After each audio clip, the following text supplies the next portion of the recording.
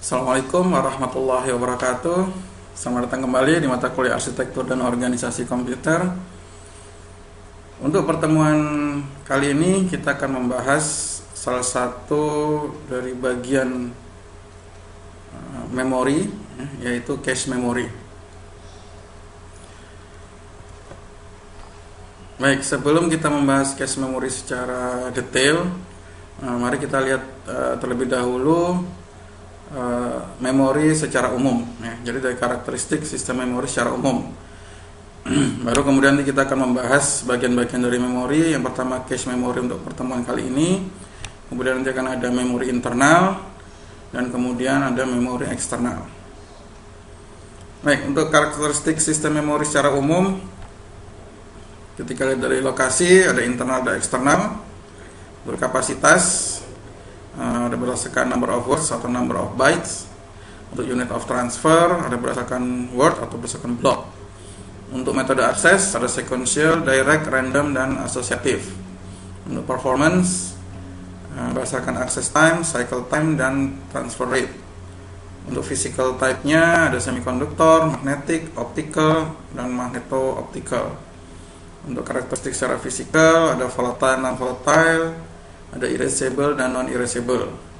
Kemudian ada organization memory modules. Kita lihat secara singkat satu persatu. Untuk lokasi. Untuk lokasi mengacu pada apakah memori terletak ada di internal atau di eksternal komputer. Memori internal seringkali kita sebut sebagai memori utama atau main memory. Kemudian di sini prosesor pun juga mempunyai memori lokal sendiri, yaitu yang kita sebut sebagai register memory. Kemudian ada cache, adalah bentuk lain dari memori internal. Nanti akan kita bahas secara mendalam di pertemuan kali ini. Kemudian ada memori eksternal, ya, misalnya kita sebut hard disk, USB disk, ya. Pada intinya yaitu perangkat penyimpanan yang dapat diakses oleh prosesor melalui I/O controller atau pengontrol I/O. Untuk kapasitas biasanya dinyatakan dalam byte. Untuk unit transfer tadi, ya, misalnya word atau byte atau block, untuk memori internal satuan transfer sama dengan jumlah satuan saluran listrik yang masuk dan keluar dari modul suatu memori. Untuk metode akses dari memori ada yang sequential access. Memori diatur ke dalam unit data yang disebut record, ya. Kemudian akses harus dibuat dalam urutan linear tertentu, ya, sequential, ya, jadi harus urut. Kemudian waktu akses juga bisa bervariasi. Untuk direct, ya, direct itu melibatkan proses mekanisme read and write, baca tulis. Kemudian block atau record itu memiliki alamat unik berdasarkan lokasi fisik, ya, karena direct access. Jadi dia alamatnya atau lokasinya itu adalah berdasarkan lokasi fisiknya. Untuk waktu akses juga bisa bervariasi. Kemudian untuk random access, setiap lokasi yang dapat dialamatkan dalam memori memiliki mekanisme pengalamatan yang sama, ya, unik dan terhubung secara fisik. Kemudian waktu untuk mengakses tidak bergantung pada urutan akses sebelumnya, ya, karena dia random. Lokasi manapun bisa dipilih secara acak dan langsung dialamatkan dan langsung bisa diakses. Untuk contohnya memori utama dan beberapa sistem cache itu adalah akses acak atau random access. Kemudian ada asosiatif, ya, istilah word yang biasanya nanti diambil itu berdasarkan sebagian dari isinya, bukan dari sebagian alamatnya. Nanti kita akan bahas lebih detail. Setiap lokasi memiliki mekanisme pengalamatan sendiri, ya, dan waktu pengambilan juga tidak bergantung pada lokasi atau pola akses sebelumnya, ya, jadi dia punya mekanisme pengalamatan sendiri.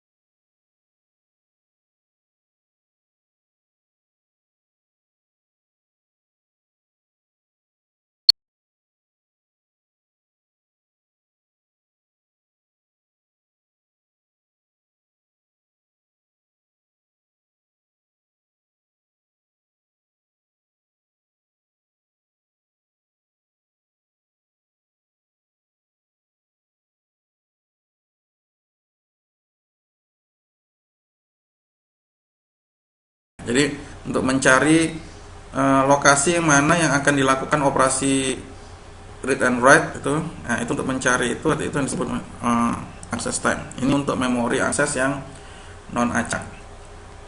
Kemudian parameter yang kedua adalah memory cycle time.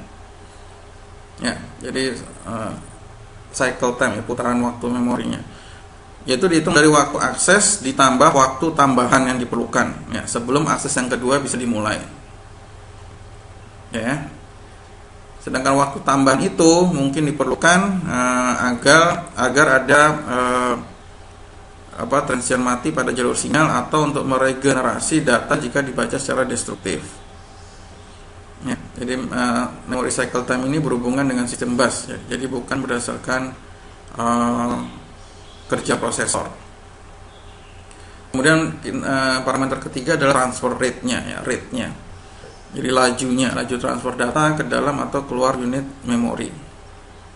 Untuk memori akses random atau acak nilainya sama dengan 1 atau per waktu siklus.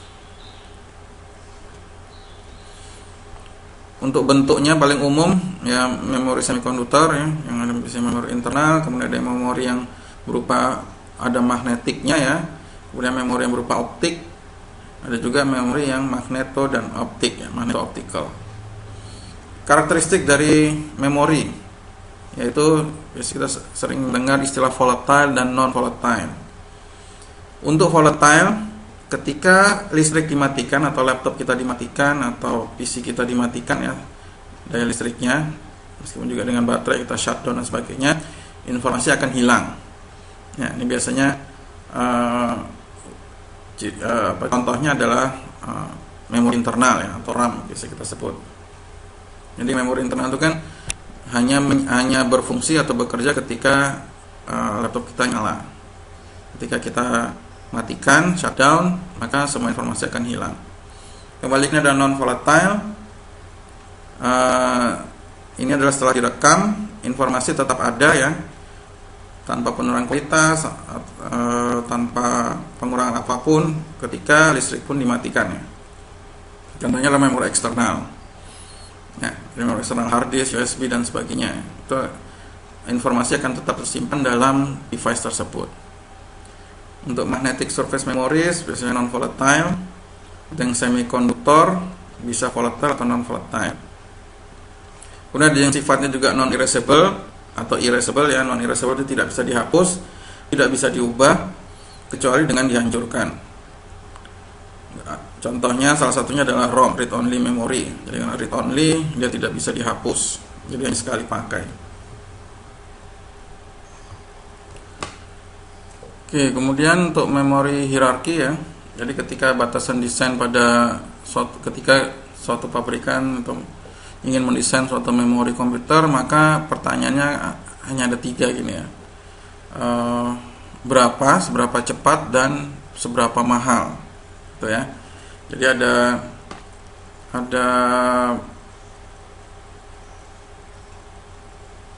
koneksinya ya, bagaimana meningkatkan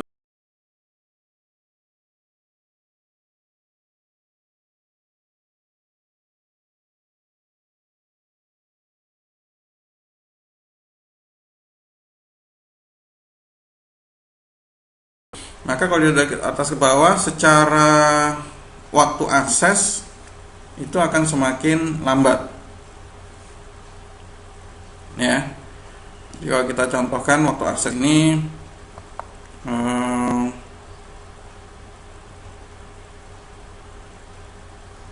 register ini ada di prosesor letaknya, kemudian cache ada di antara prosesor dan memori utama, kemudian ada memori eksternal, ada CD-ROM, CD-RW dan sebagainya, kemudian ada yang magnetic tape yang zaman memori storage yang itu ya, zaman dahulu gitu ya. Nah, kalau kita lihat dari waktu akses pasti lebih cepat ya, semakin ke bawah akan semakin lambat gitu ya. Jadi register otomatis karena ada terletak di prosesor, berarti kecepatannya mengikuti prosesor ya. Kemudian ada cache semakin ke bawah semakin lambat. Kemudian untuk kapasitas, untuk kapasitas semakin ke bawah semakin besar. Ya. Jadi kita bisa punya hard disk 1 tera, ya, magnetnya mungkin bisa lebih besar, di atas 1 tera, 2 tera dan sebagainya. Main memori sekarang udah sampai mungkin udah 32 GB, 64 GB ya. Ini semakin ke bawah semakin besar, ya. Kapasitas memori, kapasitas semakin besar. Nah, untuk biaya per bit otomatis lebih kecil, ya. Kalau kita beli memori utama 4 GB mungkin harga berapa gitu ya. Tapi dengan harga misal 4 GB harga 500.000 misalnya. Maka dengan 500.000 mungkin kita beli hard disk mungkin kita sudah bisa dapat 100 GB atau 250 GB gitu ya. Jadi semakin ke bawah harga bitnya, biaya per bit itu lebih kecil ya, semakin murah. Biaya per bitnya lebih murah. Ya, kapasitas lebih besar, biaya bit per bitnya lebih kecil. Ya, jadi ada waktu ini ya. Jadi ketika waktu akses lebih cepat, maka biaya per bitnya juga lebih besar. Ya. Untuk kapasitas lebih besar, ya, jadi yang 1 GB dan semakin besar kapasitasnya 1 tera dan sebagainya, maka biaya per bitnya bisa menjadi lebih kecil. Ya. Untuk kapasitas yang lebih besar, otomatis waktu aksesnya juga lebih lambat. Ya. Jadi waktu akses semakin ke bawah, biaya per bitnya lebih kecil, tapi kapasitas lebih besar, tapi waktu akses juga lebih lambat. Ya. Nanti biasanya disebut kita lakukan disebut memori hierarki ya. Jadi dilema atau memori ya. Jadi ketika tidak bisa kita melakukan seimbang, pengennya murah, cepat, dan kapasitasnya juga besar. Baik, kita masuk ke bagian pertama dari memori ya, cache memory ya. Insya Allah nanti kita lanjutkan di pertemuan berikutnya internal memory, kemudian ke external memory. Untuk cache memory berasal dari kata cache. Dari istilah tersebut, cache itu bisa artinya tempat menyembunyikan ya, atau tempat menyimpan sementara. Sehingga sesuai definisinya, cache memory itu adalah tempat menyimpan data sementara. Ya, cara ini dimaksudkan untuk meningkatkan transfer data ya, dengan menyimpan data yang pernah diakses pada cache tersebut. Sehingga apabila data yang ingin diakses adalah data yang sama, maka akses akan dapat dilakukan lebih cepat.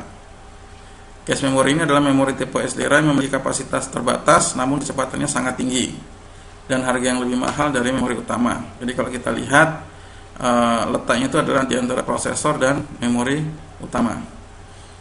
Oke, gampangan di kejadian sehari-hari adalah ketika teman-teman coba membuka ketika baru booting itu ya, laptop teman-teman baru dinyalakan, booting operating system Windows misalnya. Ya, kemudian ketika selesai booting ya, jadi sudah selesai booting operating system, kalian buka misalnya MS Word pertama kali. Kemudian kalian hitung ya, nanti kalian hitung kira-kira berapa lama waktu yang dibutuhkan untuk membuka Word. Oke.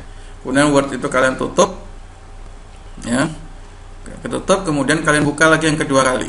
Nah, coba teman-teman hitung kira-kira atau amati ya, kira-kira membuka Word yang kedua tadi itu apakah lebih cepat atau lebih lambat daripada ketika teman-teman membuka Word yang pertama kali tadi. Ya, jadi kalau sesuai teorinya, sesuai prakteknya ya, mestinya membuka Word pertama kali pasti akan lebih lama ya daripada ketika kalian membuka Word yang kedua kali. Ya, kenapa? Ketika kalian masih laptop kalian baru nyala ya, tapi PC kalian baru nyala, itu adalah fresh ya, kosong, memori kosong. Nah, ketika kalian ingin membuka MS Word pertama kali, maka misal ada instruksi untuk membuka, misalnya open MS Word. Nah, maka sebenarnya proses itu mencari di manakah MS Word itu ada di hard disk kalian gitu ya, untuk msword.exe-nya misalnya. Nah, ketika instruksi itu sudah ada, open MS Word, maka instruksi tadi akan tersimpan di cache memory. Ya, jadi hanya instruksi ya, sekali lagi ya, cache itu ukurannya sangat kecil ya, lebih kecil daripada memori utama. Karena apa? Karena dia biasanya hanya menyimpan instruksi teks gitu ya, jadi kapasitasnya tidak terlalu besar. Jadi misalnya instruksi tadi open MS Word. Nah, ketika kalian close MS Word tadi, maka instruksi tadi tidak serta-merta langsung dihapus, masih ada di sini ya, instruksi open MS Word. Sehingga ketika kalian ingin membuka MS Word yang kedua kali, ketiga kali, keempat dan seterusnya, maka instruksi itu masih ada di sini. Sehingga CPU akan lebih cepat mencari instruksi tadi open MS Word, sekaligus lokasi di mana sih file MS Word itu hanya di cache memori saja. Jadi dia tidak perlu lagi lari-lari ke memori utama atau lari-lari ke hard disk nyari-nyari. Informasi itu masih ada di cache memori. Sehingga ketika kalian membuka yang kedua kali, ketiga dan seterusnya, mestinya prosesnya akan menjadi lebih cepat. Oke ya. Itu gambaran sehari-harinya. Jadi suatu instruksi ya akan menyimpan data yang pernah diakses. Oke. Sehingga apabila ada data yang ingin diakses adalah data yang sama, maka akses akan dapat dilakukan lebih cepat. Ya, termasuk itu. Ukuran cache memori adalah kecil, ya. Kenapa? Ya, emang sengaja dibuat itu supaya prosesnya atau kerjanya akan semakin cepat. Ketika kapasitasnya akan semakin besar, maka akan memperlambat proses operasi cache memori sendiri. Di samping harga cache memori sendiri adalah sangat mahal. Ya, itu ya gambarannya cache memori ya. Jadi dia awalnya nanti dia ada di antara CPU dan memori. Jadi sebagai penghubung ya, karena CPU kerjanya sangat cepat ya, dengan clock prosesornya sangat cepat, sedangkan memori utama kan tidak cepat. Bagaimana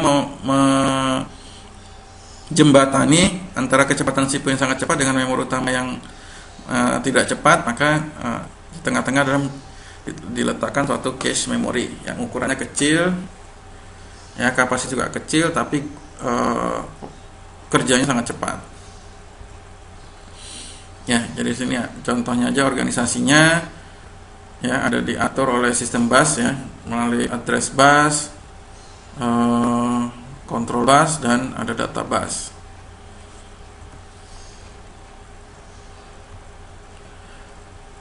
Kemudian untuk elemen atau karakteristik dari cache memory, kalau kita lihat dari kapasitas sama ukuran blok, tidak ada karakteristik yang kelihatan atau utama gitu ya, karena itu adalah masing-masing dari unsur pabrikan gitu ya. Jadi berbeda-beda, jadi tidak ada spesifik kapasitas atau ukuran blok. Kemudian untuk mapping, itu ada direct mapping ya, mapping dari memori utama ke cache memorinya. Ada direct mapping, ada associative mapping, set associative mapping. Kemudian ada algoritma pengganti. Algoritma pengganti ini nanti ketika dibutuhkan ketika instruksi atau data yang ada di cache memori ketika sudah lama tidak dipakai dan ada data baru yang mau masuk ke cache memori, maka harus ada, karena kapasitas cache memori sangat kecil. Jadi ketika ada data yang baru mau masuk tapi sudah penuh, maka harus ada instruksi atau data yang harus dibuang atau diganti. Nah, mekanisme mengganti data lama ke data baru itu nanti ada namanya algoritmanya, yaitu ada least recently used, first in first out, ada least frequently used, sama random. Kemudian ada write policy. Write policy ini ketika cache memory itu adalah ya intinya tadi ya, open MS Word. Sebetulnya open MS Word itu adalah salinan dari instruksi utamanya itu ada di memori utama. Open MS Word tadi instruksinya. Instruksi data itu ada di memori utama. Cache memory biasanya adalah salinan dari memori utama. Ya, jadi disalin dulu ke cache memory supaya prosesor cepat akses cache memory tersebut. Tidak perlu prosesor mampir ke memori utama. Jadi dia cukup mampir ke cache memory saja. Nah, ketika ada pergantian atau update data di memori utama, bagaimana prosedurnya ketika data tersebut ketika data tersebut diupdate di memori utama, maka di cache memori bagaimana data itu, apakah harus diupdate juga, mekanisme seperti apa dan sebagainya. Jadi jangan sampai data sudah diupdate memori utama tapi di cache memorinya belum diupdate Nah, itu namanya write policy-nya. Ada write through, write back, ya, dan write once. Kemudian jumlah cache nanti ada yang single, ada satu cache, ada 2 level, ada 3 level. Kemudian ada cache disebut bisa unified atau split cara kerjanya. Untuk kapasitas ya, makanya tidak ada spesifik kapasitasnya. Pertama, AMD pernah mengeluarkan prosesor K5 dan K6 dengan cache yang besar 1 mega. Ya, kinerjanya tidak bagus. Seperti tadi ya, cache memory itu didesain untuk kapasitas kecil tapi kerja yang cepat. Dan Intel pernah mengeluarkan prosesor tanpa cache untuk alasan harga yang lebih murah, yaitu Intel Celeron. Ya, kinerjanya sangat buruk, terutama untuk operasi data besar atau 3D. Kemudian sejumlah penelitian telah menganjurkan bahwa ukuran cache itu yang paling bagus adalah antara 1 kilobit dan 500 kilobit akan lebih bisa optimum.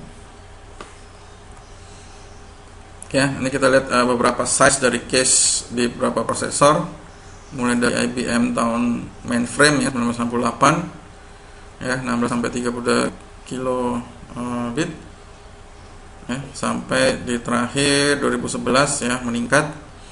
Nanti untuk jumlah level akan kita bahas di akhir materi ini. Ya, jadi ini hanya untuk info saja, pengetahuan aja. Ya, 64 kilo, 4 kilo untuk L1 dan sebagainya. Oke, untuk memetakan tadi ya. Karena beda memori utama dengan cache. Cache mempunyai kapasitas lebih kecil dibandingkan memori utama. Sehingga dan cache adalah tadi ya, cache itu adalah salinan dari memori utama. Jadi ketika ada instruksi atau data atau record ingin ditaruh di cache, maka perlu ada mapping ya, karena kapasitasnya beda antara cache dan memori utama. Di mana aturan-aturan di cache ada aturan-aturan dock. Terdapat 3 metode tadi ya, pemetaan langsung, asosiatif, dan asosiatif set. Untuk yang pertama langsung atau direct, paling sederhana, simple, langsung aja data atau instruksi ya, di memori utama langsung di mapping ke cache. Nah, jadi memetakan setiap blok di memori utama menjadi hanya satu kemungkinan baris di cache. Untuk asosiatif, mengizinkan setiap blok memori utama untuk dimuat ke setiap baris cache. Kemudian nanti ada banyak pengatur ya, controlling. Pertama ada logika kontrol untuk mengartikan alamat memori hanya sebagai bidang. Nanti ada istilah tag dan word di sini. Untuk menentukan apakah sebuah blok ada di dalam cache, logika kontrol harus memeriksa setiap tag baris untuk kecocokan.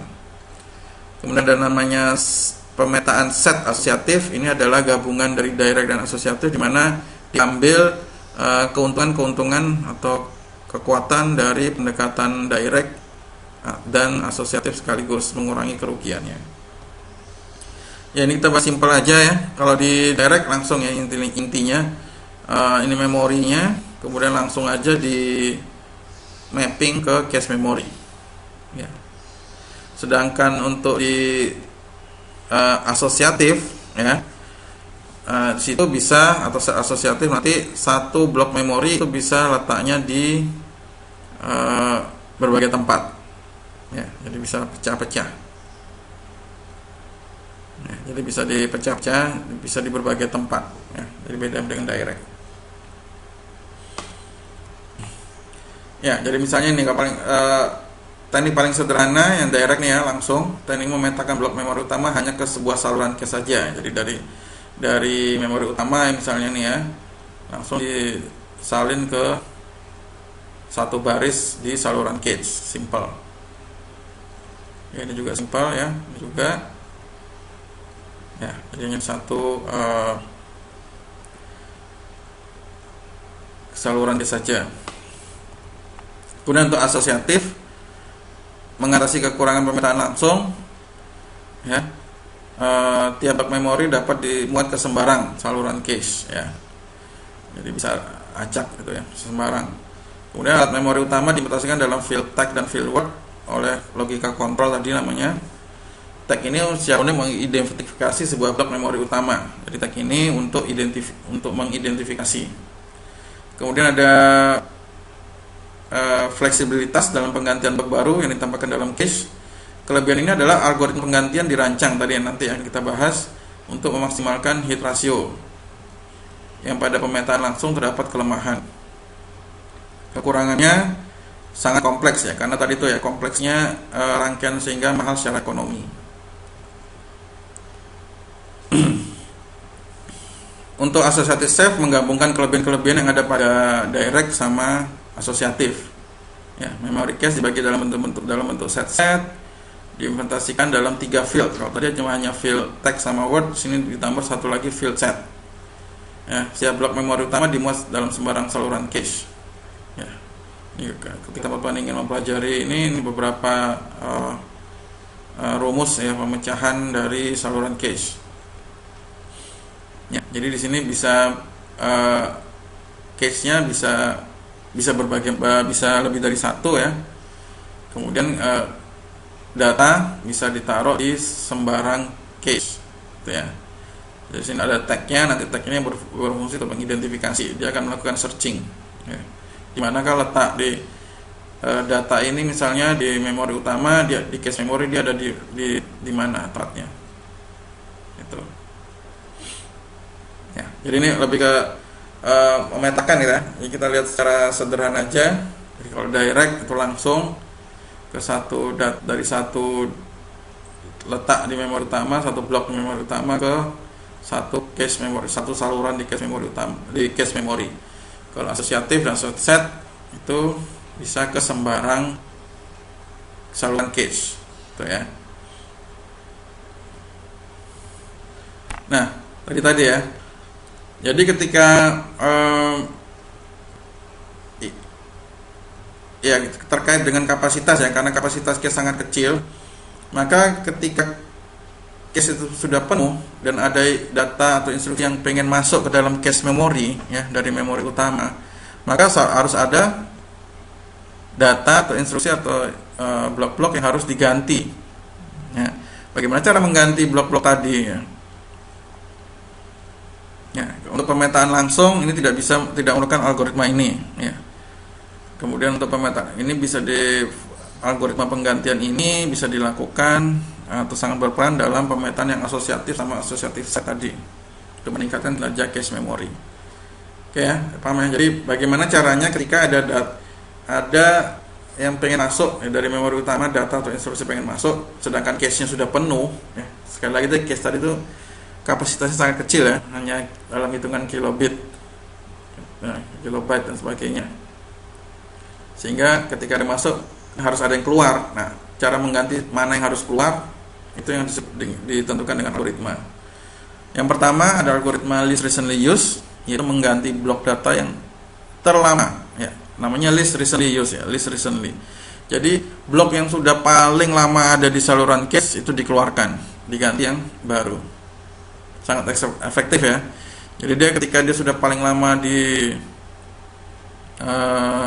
sana ya, sudah ngedown lama di cache memori, itu dikeluarkan, diganti yang baru. Kemudian ya tidak hanya mengganti blok data yang terlama, tapi juga tidak memiliki referensi. Maksudnya tidak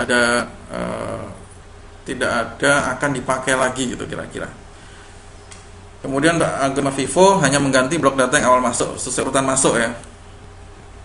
Jadi yang pertama kali masuk itu akan dikeluarkan, FIFO, first in first out.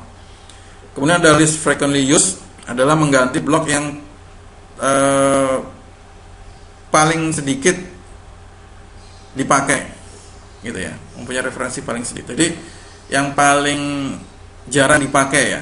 Tadi kan intinya di cache memori itu ketika ada pengulangan mau dipakai lagi itu akan lebih cepat ya. Tadi kayak contohnya Open MS Word itu tadi ya.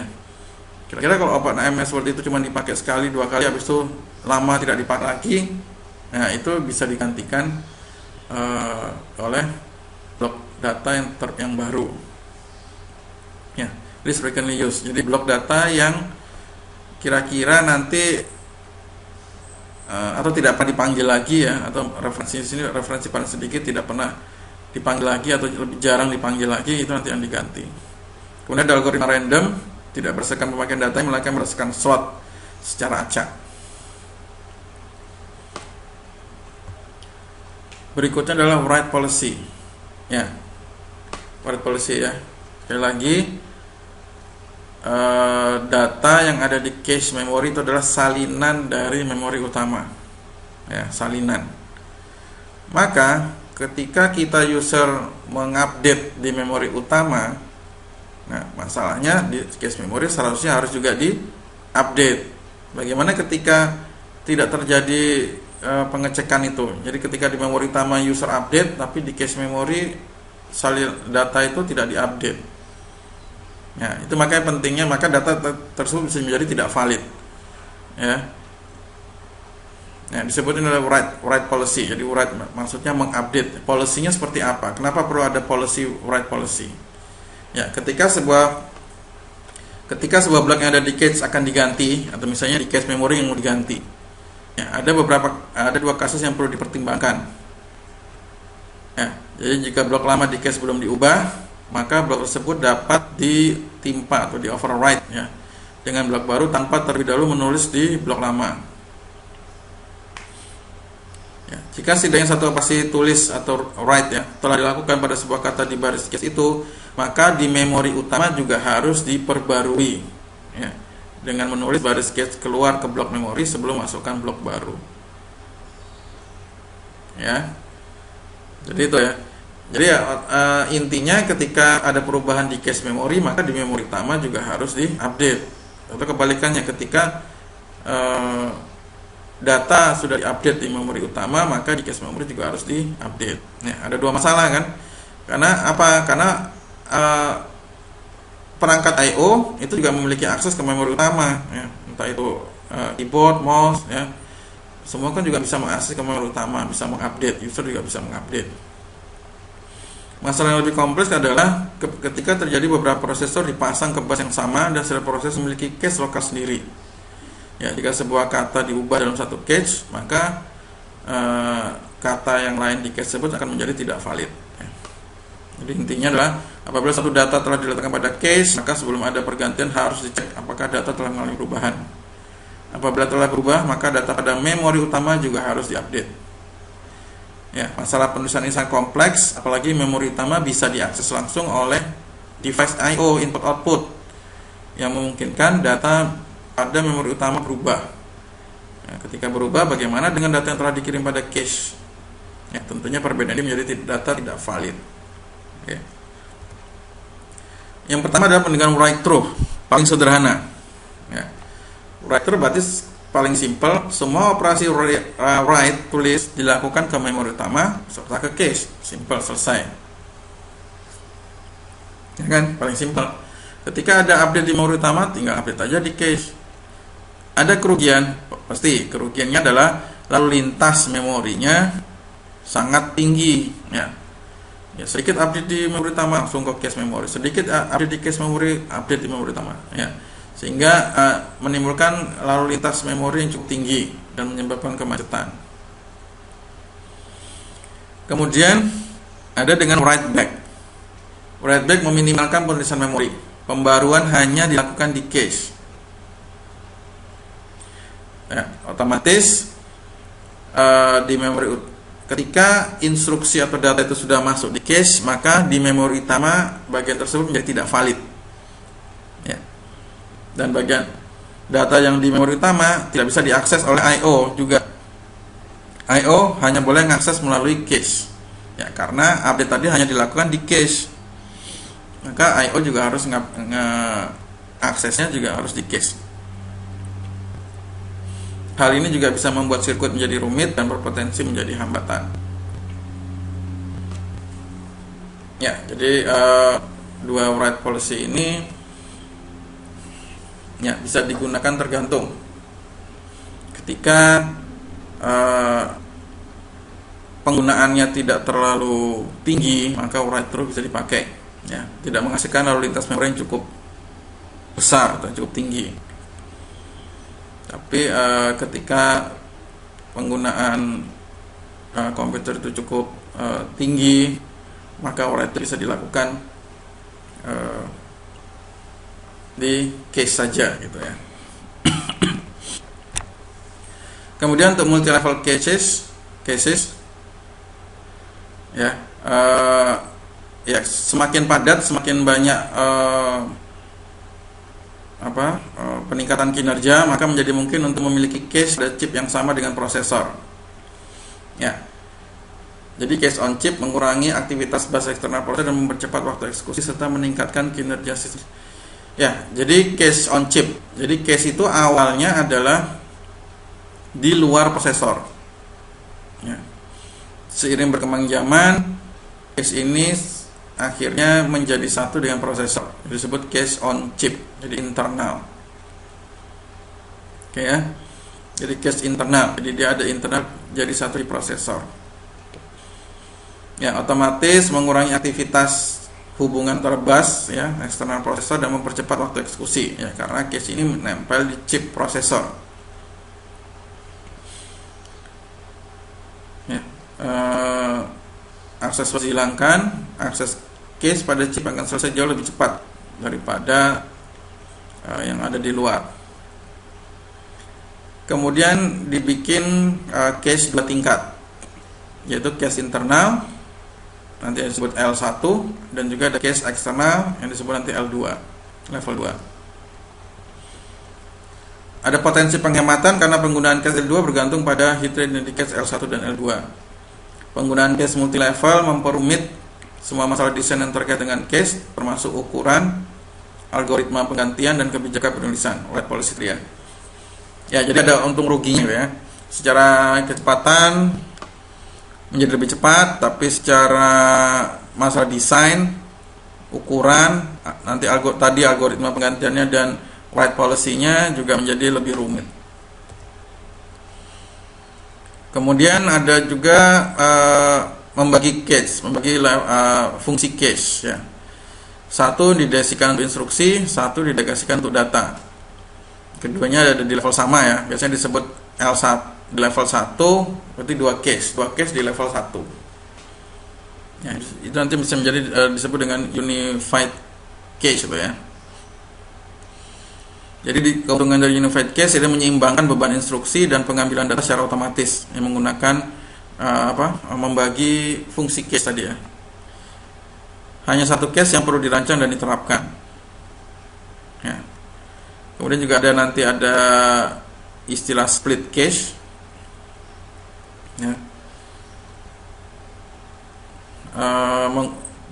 Untuk split cache itu untungannya adalah mengurangi persaingan antara proses instruksi dan unit eksekusi untuk mendapatkan cache ya. Jadi pembagian cache tadi ini ada yang disebut unified cache, berarti fungsi dua cache ini ya diatur oleh satu cache saja, jadi unified. Hanya satu cache yang perlu dirancang diterapkan, yang satu ngikut ya, paham ya?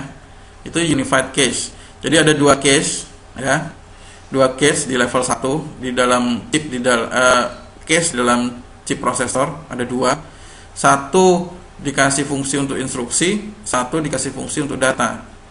Nah, untuk yang sifatnya unified itu gabung tuh ya, maksudnya hanya satu cache saja yang mengontrol, satu lagi ngikut ya.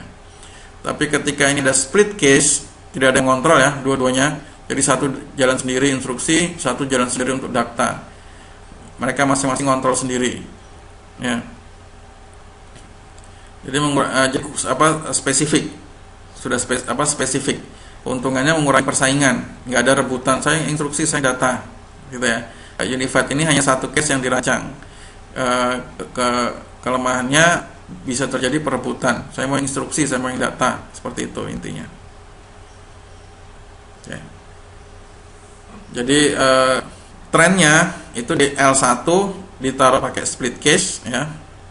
Jadi simple jelas mana yang satu untuk instruksi, satu untuk data, sehingga kerjanya pasti lebih cepat. Untuk yang level tinggi L2 dan L3 nanti pakai unified cache. Itu trennya mengarah ke situ. Ya, pakai single cache, pakai satu aja cukup fast ya, karena dia CPU dan cache berhubungan, transfernya menggunakan word. Sedangkan cache dengan main memory utama itu lebih slow, lebih pelan, transfernya menggunakan block.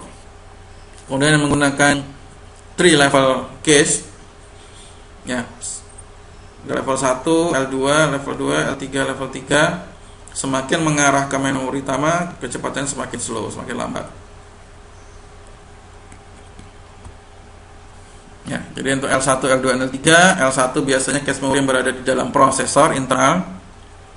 Kecepatan akses paling tinggi juga memiliki harga yang paling mahal. Mulai dari 8, 4 sampai 108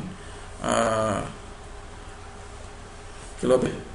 Untuk level 2 memiliki kapasitas yang lebih besar, antara 256 sampai 2 mega. Namun cache ini memiliki kecepatan yang lebih lambat ya. Lebih lambat dari L1. L2 ini biasanya terpisah dari prosesor atau yang bisa disebut dengan cache eksternal. Untuk yang L3 ini biasanya dimiliki oleh prosesor yang dual core atau quad core, hanya untuk mengontrol data yang masuk dari cache L2 dari masing-masing core prosesor. Jadi ini L3 ini bukan fungsinya biasanya hanya untuk mengontrol data. Oke, kalau kita lihat ini, kalau yang awal cache itu ada di sini, di luar ya, di luar, antara di sini CPU, sini memori. Ya, jadi cache ini ada di sini. Ya. Ini antara prosesor di memori. Nah, kalau ada yang berdasarkan level L1 biasanya dia sudah ada di dalam prosesor ya. Yang L2 yang terpisah eksternal ini biasanya terpisah eksternal ya. L3 biasanya yang fungsi controlling saja. Nah, ini kalau ingin teman-teman lihat evolusi dari cache di Intel ya. Problem dari awal adalah keterlambatan, proses lambatnya kinerja memori eksternal ya. Maka mulai ditambah external cache, kemudian increase processor speed, kemudian move external cache on chip operating at the same speed at the processor ya, muncul di prosesor 486 ya, dan seterusnya ya, sampai ada eksternal L2, kemudian L2 nya masukkan ke dalam prosesor chip, kemudian ada eksternal L3 di eksternal, kemudian akhirnya L3 pun dimasukkan dalam chip ya. Jadi untuk Intel semua cache memori L1, L2, L3 itu semua sudah ada di dalam chip ya, jadi sudah tidak ada lagi eksternalnya. Baik, ini referensinya, nanti teman-teman juga bisa lihat cara kerja cache memori di channel YouTube ini. Saya rasa itu untuk materi dari cache memori. Insya Allah pertemuan berikutnya kita akan lanjutkan dengan internal memori. Terima kasih atas waktu dan perhatiannya. Semoga ilmu ini bisa bermanfaat bagi kita semua. Mohon maaf bila ada kata-kata yang salah. Wabillahi taufiq wal hidayah. Wassalamualaikum warahmatullahi wabarakatuh.